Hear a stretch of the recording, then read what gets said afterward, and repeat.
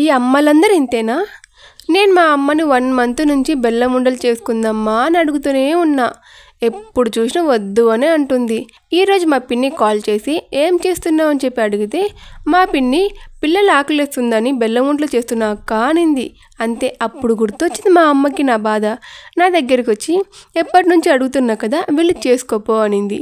So first వాటర్లో బెల్లం వేసుకొని అది కరిగే వరకు ఉంచి తర్వాత తీసి పక్కన పెట్టి కొంచెం చల్లారాక గోధుమ పిండిలో కొంచెం కొంచెంగా వేసుకుంటూ ఉండలు లేకుండా స్మూత్ టెక్స్చర్ వచ్చే వరకు కలుపుకోవాలి.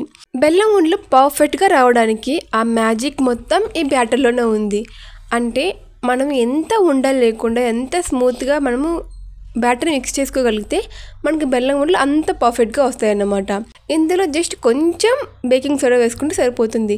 కొంచెం అంటే కొంచెం అంటే కొంచెం ఎక్కువ వేసినా కూడా మొత్తానికి మోసం వస్తుంది. బేకింగ్ సోడా ఎక్కువ వేస్తే ఏమవుతుందంటే ఉండలు వేసాక ఆ ఉండలు మొత్తం ఆయిల్ అంతా అబ్జర్వ్ చేసుకుంటూ ఉంటుంది. సో ఎక్కువ ఆయిల్ అనేది అబ్జర్వ్ అవుతుంది. అది హెల్త్కి అస్సలు మంచిది కాదు. ఏ తలనొప్పి అంతా ఎందుకు అనుకుంటే మీరు కంప్లీట్గా బేకింగ్ సోడా ఆప్షన్గా పెట్టుకోవచ్చు. అంటే అసలుకి వేయకుండా కూడా వదిలేయచ్చు.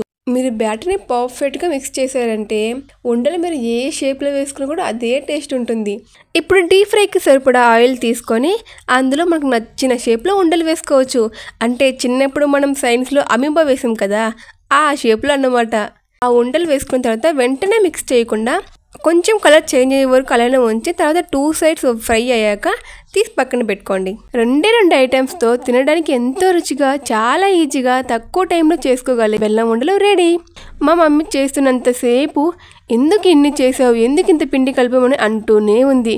తర్వాత చూస్తేనేమో ఒక్కటి కూడా మిగలలేదు. అంత బాగుంటాయండి బెల్లం ఉండలు. ఒకసారి మీరు కూడా ట్రై చేసి ఎలా వచ్చాయో నాకు కామెంట్లో చెప్పండి. ఇలాంటి మరిన్ని వీడియోస్ కోసం ఛానల్ని సబ్స్క్రైబ్ చేసుకోండి. Thank you for watching.